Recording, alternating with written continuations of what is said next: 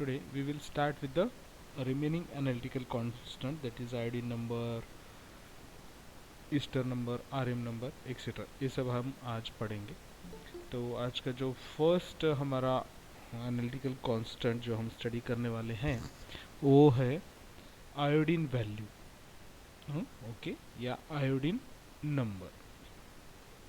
Iodine number और iodine value is the number of grams of iodine, number of grams of iodine, number of grams of iodine, okay, that would add to carbon carbon double bond present in 100 ग्राम। अभी तक हमने जो भी definitions देखे हैं या analytical constant देखे हैं उसमें सिर्फ 1 ग्राम था। In this it is a 100 gram of the fat और ऑयल, यानी this is the addition reaction. Double bond break होगा, एक बॉन्ड इधर ब्रेक होकर इसके इलेक्ट्रॉन्स इधर जाएंगे, तो इधर पॉजिटिव चार्ज आएगा, इधर नेगेटिव चार्ज। तो आयोडीन का ब्रेकडाउन होगा I2 का, I2 मॉलिक्यूल, इधर आएगा इलेक्ट्रॉन, इधर आएगा पॉजिटिव वाला, at the forms the bond. इस तरह से जैसा यहाँ पे रिएक्शन बताया गया है, ओके। मीन्स इसमें जो हुआ है, ये आयोडीन का आपका जो बॉन्डिंग है, ये आयोडीन, तो इसमें से जो भी बॉन्ड ब्रेक होगा तो ये इलेक्ट्रॉन जाएंगे एक मॉलिक्यूल की तरफ, okay, and it will get the negative charge, that's why ये आएगा पॉजिटिव चार्ज, ओके। इसकी वजह से ये जो बॉन्ड ब्रेक हुआ है यहाँ पर आयोडीन्स बॉन्ड हो गए, ओके। अभी कैसे, कितने ग्राम आयोडीन लगा हमें, कितने ग्राम के लिए, 100 gram of fat and oil. अब अगर एक मॉलिक्यूल होता तो एक ही आयोडीन मॉलिक्यूल फिक्स होता, बट अगर 100 ग्राम ऑफ फैट है तो इसके लिए कितना ग्राम आयोडीन लगा, ये जो हमें बताएगा number of gram of iodine required, that is we have to calculate, और दिस नंबर आयोडीन वैल्यू और iodine number is mention. Phone करिए मैंने,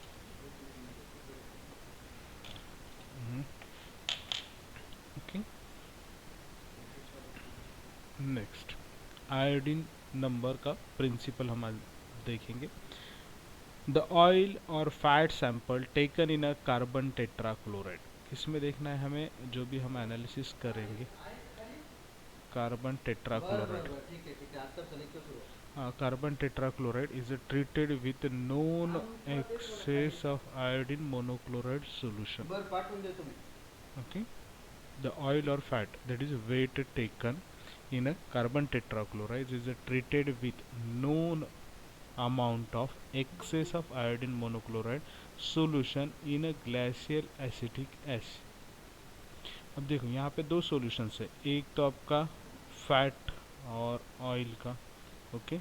इसका सॉल्यूशन ये बनाना है हमें CCl4 में, okay, and treated with known amount of iodine monochloride solution, ये क्या हमें बनाना है, glacial acetic acid. Two solutions we are using here, one is the oil and fat solution in a carbon tetrachloride, and उसकी reaction या उसका titration होगा iodine monochloride से, जो हम बनाएंगे glacial acetic acid solution, okay.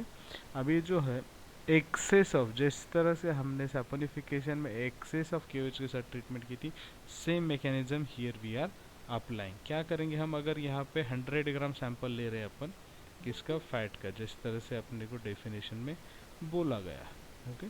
हमें जिस तरह से बोला गया कि 100 ग्राम ऑफ सैंपल में कितने ग्राम आयोडीन लगेगा, ओके, तो उसको हम डिज़ोल्व करेंगे एज पर द रिक्वायर्ड। इसका भी नोन वॉल्यूम लेंगे, ये होगा फॉर एग्जांपल 250 ml, ओके, ये होगा 250 ml। इस 250 ml को जब हम ट्रीट करेंगे, या this 250 ml is treated with a known excess of iodine, यानी अगर हम इसको 100 ml आयोडीन के साथ ट्रीट करेंगे, 100 ml ये सॉल्यूशन बना दिया हमने आयोडीन मोनोक्लोराइड का, तो कितना रिएक्ट होगा वो हमें पता चलेगा। उसके बाद विदाउट सैंपल एक रीडिंग लेंगे और उसको इससे माइनस करेंगे, तो हमें सैंपल का पता चलेगा, like a tare weight. The excess of iodine monochloride is treated with potassium hydroxide. जो एक्सेस बचा हुआ आयोडीन मोनोक्लोराइड रहेगा उसको हम कैसे करेंगे, excess of iodine potassium hydroxide से ट्रीट करेंगे।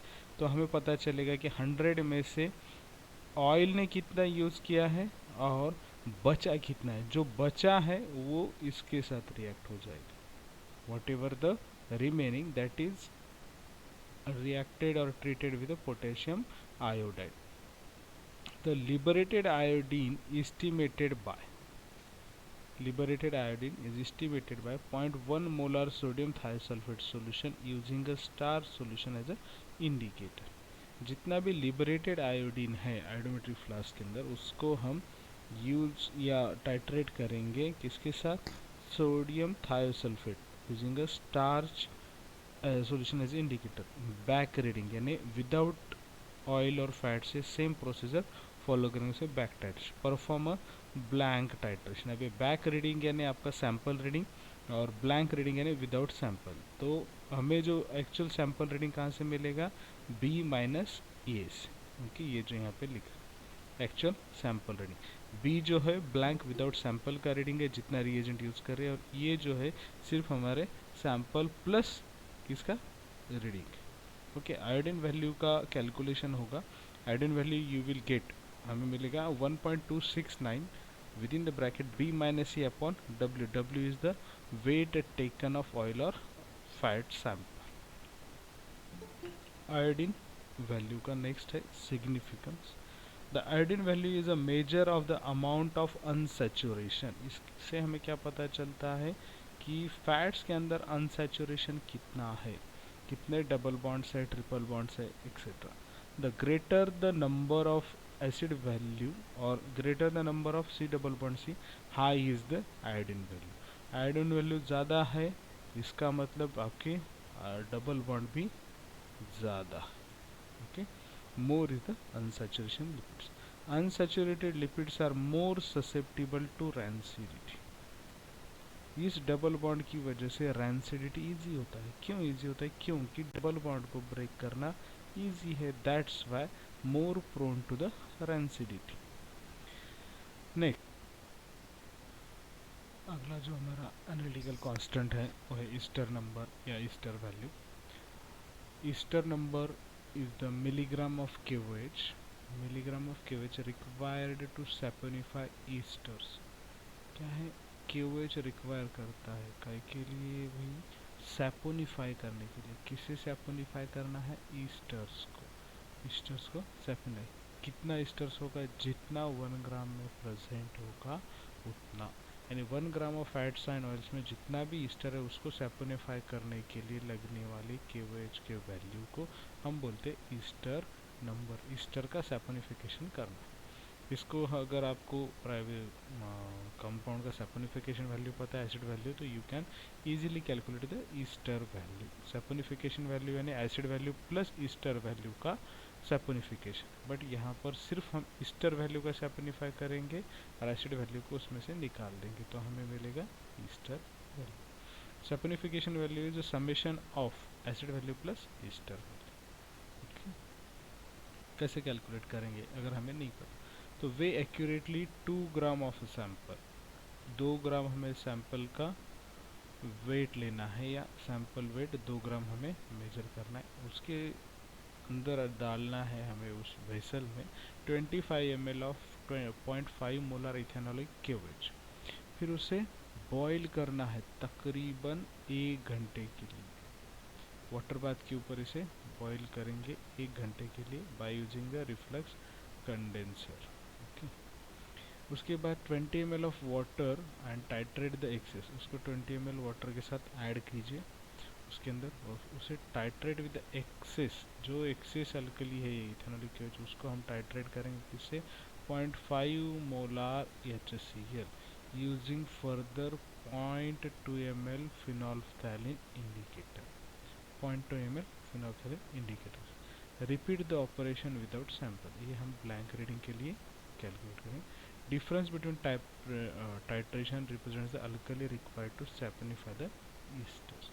ये हमें इससे पता चला। इसका सिग्निफिकेंस क्या है, The ester value shows the amount of alkali consumed in the saponification of ester. Alkali का अमाउंट हमें पता चलता है जो रिक्वायर करता है ईस्टर के सैपोनिफिकेशन के लिए, और ये हमें दो फैट्स के बीच डिफरेंस बताने के लिए यूज़ होती है. कौन सी? Ester value is the differentiation point when differentiating between fats and fats. Okay. Next है हमारा RM, Richard Mitchell number. It is defined as the millilitre of 0.1 normal KOH. आगे काय के लिए रिक्वायर करेगा? तो ये रिक्वायर करेगा न्यूट्रलाइजेशन. किसका न्यूट्रलाइजेशन करेंगे? Volatile free fatty acid. Volatile free fatty acid कितने होंगे? जितने 5 ग्राम फैट में प्रेजेंट. इसको सिंपली हम ध्यान देंगे कि 5 ग्राम फैट्स को हम डिस्टिल करेंगे तो हमें मिलेगा वोलाटाइल फैटी एसिड्स. उसका न्यूट्रलाइजेशन करने के लिए जितना ml हमें 0.1 नॉर्मल KOH लेगा, that is nothing but your RM number और RM value. Testing the purity of butter. Butter की प्योरिटी जांचने के लिए RM नंबर का यूज होता है. ओके. क्यों होता है? क्योंकि इसके अंदर वोलाटाइल फैटी एसिड अदर यानी जो भी दूसरे हमारे फैट्स हैं उसमें सबसे ज़्यादा बटर के अंदर हमारे free fatty acids, volatile free fatty acid. Volatile free fatty acid content butyric acid, caproic acid and caprylic acid. इसमें compose. Butter has the RM number in the range of 25 to 30, while it is a less than 1 for most of the other edible oil में butter होता है, but वो एक से कम होता है RM value. Thus any adulteration of butter can be easily tested by this sensitive. ये बहुत सेंसिटिव, इसमें अगर थोड़ा भी आप मिक्स करेंगे तो ये सीधा डाउन हो जाएगा. Next principle, fat is saponified using glycerol and alcoholic solution. इसको सैपोनिफाई करना है, फिर इसको एसिडिफाई करना है with sulphuric acid to liberate free fatty acid. इसमें से क्या होगा? वोलाटाइल होंगे तो ये फ्री हो जाएंगे जब ये आपका अदर एसिड्स चले जाएंगे. The liberated fatty acids are steam distil. जो हम प्रैक्टिकल में पढ़ेंगे स्टीम डिस्टिल, उसको यहाँ अप्लाई करें. Steam distilled and the steam volatile fatty acids are collected as a condensate मिलेगा. फिर उसको कूल करना है और उसको फिल्टर करना है. फिल्टर किस लिए करना है? उसमें दो टाइप के फ्री फैटी एसिड होते हैं वोलाटाइल. एक तो वाटर सोल्यूबल और दूसरा water insoluble. Water soluble fatty acids को आप अल्कली के साथ टाइट्रेट कीजिए, उसके ऊपर से आपका RM वैल्यू आएगा. और वाटर इनसोल्यूबल यानी जो फिल्टर पेपर बचेगा उसके ऊपर आपका पोलेंस्की नंबर या पोलेंस्की वैल्यू आ जाएगी. इसका सिग्निफिकेंस क्या है? It is the measure of water soluble steam volatile fatty acid. Water soluble steam volatile यानी स्टीम डिस्टिलेशन से होता है. इसमें होता है ब्यूटारिक एसिड और कैप्रिक एसिड. कैप्रिलिक एसिड होता है आपके पोलेंस्की नंबर में जो कि water insoluble. No other fat contains butyric acid glycerides. Other कोई भी फैट नहीं जिसमें कि ब्यूटारिक एसिड ग्लिसराइड्स होते हैं. And therefore RM value of the butter fat is higher than that of any other fat, जिसकी वजह से RM वैल्यू, बटर का RM वैल्यू सबसे ज़्यादा. This determination have been used principally for analysis of butter and margarines. Butter and margarines के analysis के लिए सबसे ज़्यादा यूज़ होता है आपके RM नंबर या RM value. Okay. Next acetyl number जो है क्या? Acetyl is the number of milligram of KOH required to acetic acid liberated by the hydrolysis of 1 gram of acetylated substance. Method इसका क्या है? Boil the 10 gram of sample with 20 ml of acetic anhydride. क्या क्या बताया देखिए इसमें. Boil 10 gram of sample. Okay.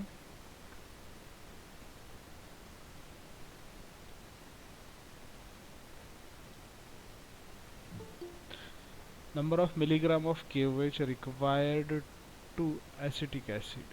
Okay, number of milligram of KOH required to acetic acid liberated by the hydrolysis of 1 gram of acetylated fats or oil. क्या करना है कि सबसे पहले हमें एसिटिक एसिड को लिबरेट करना है। कहाँ से लिबरेट करना है? आपके एसिटिलाइटेटेड सब्सटेंस से। कैसे करना है? By the way of hydrolysis reaction. कितना ग्राम, यानी 1 ग्राम ऑफ फैट का जब आप हाइड्रोलिसिस करोगे, एसिटाइलेटेड सब्सटेंस का हाइड्रोलिसिस करोगे, उसमें से कितना एसिड निकला, ओके, इसे हमें फाइंड आउट करना है। इसके लिए हम उसका ट्रीटमेंट करेंगे KOH के साथ। तो कितना KOH लगेगा? जितना एसिटिक एसिड होगा उतना हमें KOH लगेगा। So number of milligram of KOH required to acetic acid liberated by the to neutralize or to find out acetic acid liberated by the hydrolysis of 1 gram of acetylated substance. Method: 10 gram of sample with a 20 ml of acetic anhydride for 2 hours. क्या करना है? 10 gram sample लेना है हमें, उसको 20 ml के साथ mix करना है और उसको 2 घंटे के लिए बॉईल करना है। Add 600 ml water and boil for another 30 minutes. 2 घंटे होने के बाद उसमें 600 ml वाटर डालेंगे और 30 मिनट तक वापस इसको बॉईल करेंगे। Separate and wash the acetylated product.